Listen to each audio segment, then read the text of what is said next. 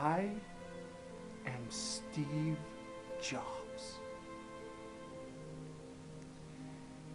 And I am very important and a very influential person. That's why every shot of me in this movie is going to look and sound like this.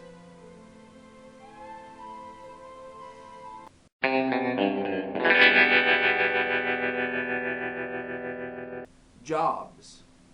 Now, I think I speak for everyone who, when they first heard that a Steve Jobs movie was coming out, that'll be cool, I will go and watch that. Then they heard who the star was, and I think everybody went like I did, okay. But then you started seeing photos of him and little clips of him, and all of a sudden you were thinking, Ashton Kutcher really looks like Steve Jobs. Jobs, if you don't know, is about the life and career of Steve Jobs, the founder, CEO, then gets fired, then brought back CEO of Apple. Okay, and if you don't know that, who are you? Everybody knows who Steve Jobs is. Everybody. He was one of the most influential people probably in the last decade. So it's going to be no small task to make a movie about this guy's life. And that was the mindset when I was sitting down to watch this movie. That's what I wanted to see. I wanted to see Steve Jobs' life. And I got that, kinda. The thing with this movie is it focuses on a very small portion of Jobs' life. The part that basically we already know about. That's the thing. And so for a movie like this, I wanted to see more of his life, because when you first see the movie, when it first opens, he's at college. And then like 10 minutes into it, he meets up with Steve Wozniak. Wozniak shows him his little system he's working on, and we're off and running. And from then on, it's all about Jobs starting up Apple computers. It's about the trials and tribulations of Apple computers.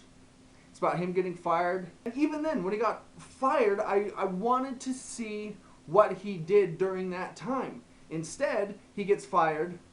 Cut to a little shot of him in a little photo shoot about next. Cut to, they're asking him to come back. Then all of a sudden, he's back, and you have 15-20 minutes, and then the movie ends. We only see that part of his life, but let's really delve into his personality then. Let's really see who he was, what kind of a man he was. Let's see what his creative process was. Let's see him thinking and coming up with these ideas. Don't really get that either. It's portrayed that Jobs was kind of a dick. And I don't think that's what it was, but that's kind of how they portrayed him. When he comes back to Apple, you actually do feel bad for him. You feel bad that he was pushed out.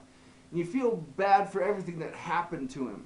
You're like, that sucks. And then he comes back and you're like, all right, sweet. You feel happy for him because, awesome, he's getting recognized for who he was and they need him. Apple was nothing without him. Great, they brought him back. One of the very last shots of the movie is him giving a severance package to the person that financed him at the beginning. And so it ends with him being a dick. You know, it doesn't end with him on a positive note. When you walk out of the theater, you think, yeah, he was kind of a jerk. So if you're hoping to see more about his life, if you're hoping to see more than just his career with Apple, you're not going to get it. So if that's what you want out of the movie, I would suggest skipping this one. Being a little disappointed that I didn't get to see really the full life of Steve Jobs.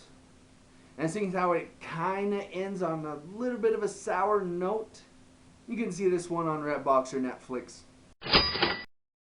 If you're looking for something more, if you're looking for a full biographical movie of Steve Jobs, this probably isn't it. Go find his autobiography, read it, download it, listen to it on your iPod. See what I did there? You'll probably get more enjoyment out of that. So there you go. There's my review of Jobs. Do you agree with me? Do you disagree with me? Comment below. Also, if you want to follow me on Twitter, find me on Facebook, or see more of my reviews, click the links below.